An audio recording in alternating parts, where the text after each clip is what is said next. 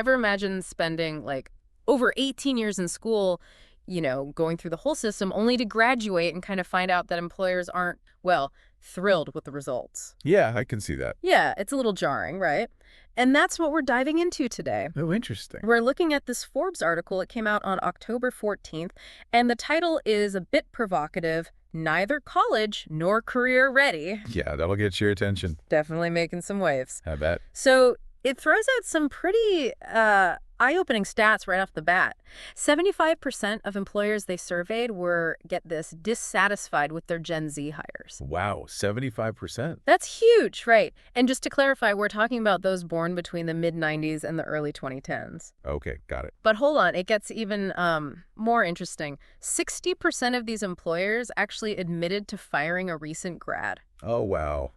That's got to be tough, Yeah, that's a tough pill to swallow. Makes you wonder what's going on. right? Yeah, for sure. Although, it's important to remember that we're talking about one data point here. We shouldn't jump to conclusions about a whole generation based on this. Oh, absolutely. One data point doesn't tell the whole story. Right. But it does make you wonder, what does unsatisfactory actually mean in this context? Are we talking about specific technical skills that are missing, or is it something else?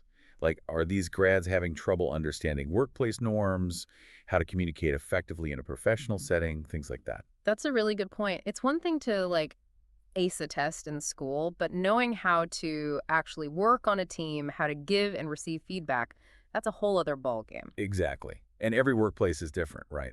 What works in one place might not fly in another. So true. It's all about context. Right.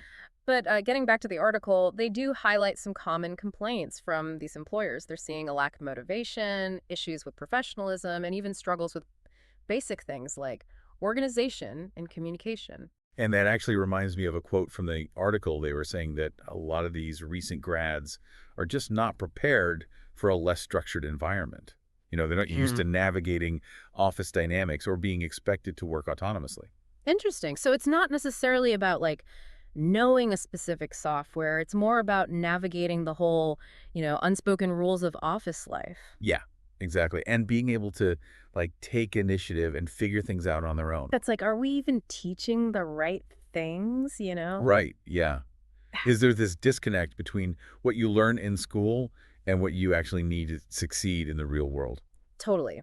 And it's interesting because this Forbes article, it kind of points the finger at, well, the education system itself. Interesting. Yeah, they seem to think it might be a big part of the problem. So what are they saying exactly? What's their issue with the education system? Well, they talk a lot about standardized testing, especially the impact it's had on Gen Z. Okay, yeah.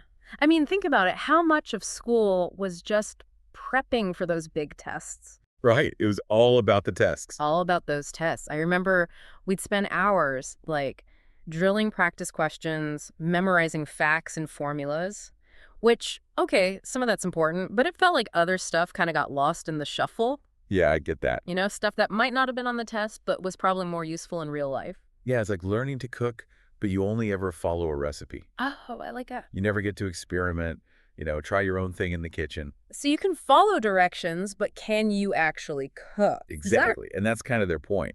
All Yeah. this focus on standardized testing, it's narrowed the curriculum way down. Yeah. It's all about memorization and test-taking strategies and less about deep understanding critical thinking. And it's not even just what you're learning, right? It's how you're learning. If all you're ever exposed to are these bite-sized chunks of info, formatted for multiple choice questions, it's got to affect how you learn and how you pay attention. Totally.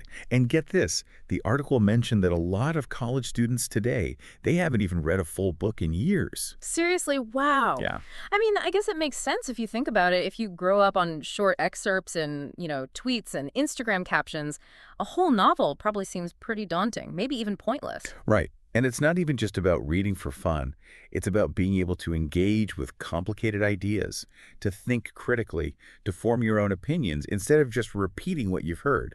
It's like we're trading in a whole meal for a bag of chips. Exactly. Instant gratification, but not very satisfying in the long run. Right. So we end up with a generation that's super good at taking tests, but maybe not so good at critical thinking or problem solving or figuring things out on their own. And those are the skills you really need in today's world. Totally. And it's almost ironic, Because this whole skills-based, test-focused approach, it was supposed to make students college and career ready. Right, that was the whole point.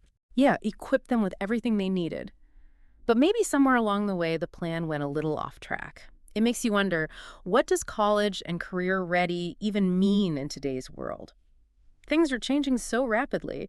How can any education system truly predict what skills will be relevant in 5, 10 years? It's a crucial question, and the article does touch on some other factors that might be contributing to this perceived skills gap among recent graduates. We can't talk about Gen Z without acknowledging the elephant in the room, or should I say, the smartphone in the pocket. Right, because it's not just about what's happening in the classroom, is it? It's the entire world outside the classroom that's changed drastically for this generation. Exactly. The article points out the pervasive influence of cell phones, social media, and the ever-present internet. While these technologies have undeniable benefits, they've also created a world of constant distraction, instant gratification, and a very different sense of communication and information consumption. It's like we're wired to be constantly connected, constantly bombarded with information. And while that can be stimulating, it can also be completely overwhelming. It makes you wonder how that impacts our ability to focus, to engage with complex ideas, to develop patience and perseverance, all things that are pretty crucial in the workplace too.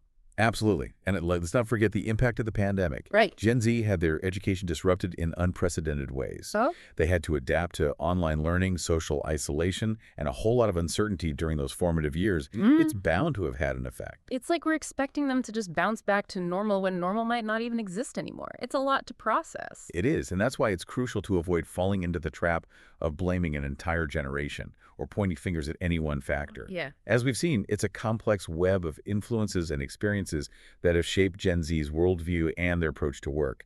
That this isn't about blame, it's about understanding. So if we step back from the blame game, what's the key takeaway here for you, dear listener? What do we hope you're pondering as you finish up this deep dive? I think the biggest takeaway is the importance of critical thinking, especially when encountering sweeping generalizations. It's all too easy to read a headline like Gen Z is unprepared and assume it applies to every single person in that generation. But as we've discussed, the reality is far more nuanced. There are always multiple sides to every story, and often the most valuable insights lie somewhere in the gray areas, not in the stark black and white. Couldn't have said it better myself. We've explored the concerns about Gen Z's preparedness for the workforce, the potential role of education reform, and perhaps even more importantly, the need for nuanced thinking when it comes to these kinds of discussions. And perhaps it leaves us with a question that goes beyond any single generation. If standardized tests and a narrow focus on specific skills aren't the answer, what should we be prioritizing in education to equip young people for a future that's constantly evolving? What will truly empower them to thrive in a world that's vastly different from the one we grew up in? That's something worth pondering for all of us. Food for thought, indeed. And on that note,